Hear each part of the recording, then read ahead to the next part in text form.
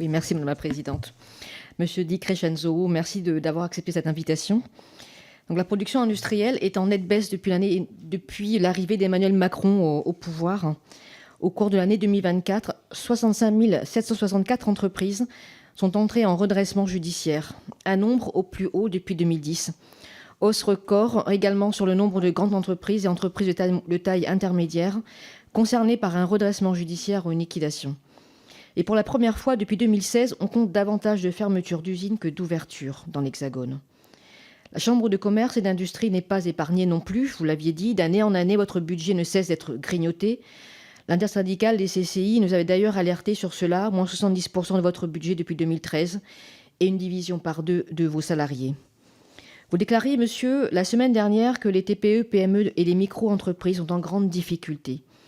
Comme vous devez le savoir, près des 2/3 des entreprises créées le sont sous le régime de la micro-entreprise.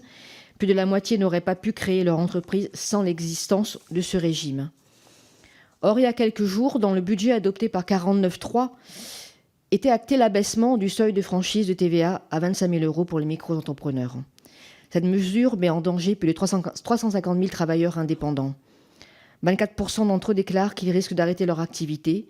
Le gouvernement, par la voix du ministre de l'économie, M. Lombard, a rétropédalé sur cette mesure en la suspendant temporairement, n'accordant donc que quelques semaines de sursis aux micro-entrepreneurs, puisque cette suspension court jusqu'à fin février. Les interpellations que nous recevons, nous députés, sont extrêmement nombreuses, tant l'inquiétude est grande et les répressions et les répercussions importantes.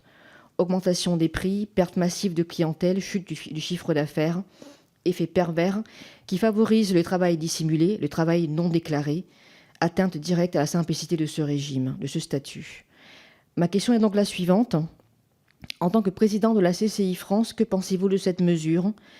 Comme l'ensemble des micro-entrepreneurs, appelez-vous à un retrait pur et simple de cette mesure? Merci.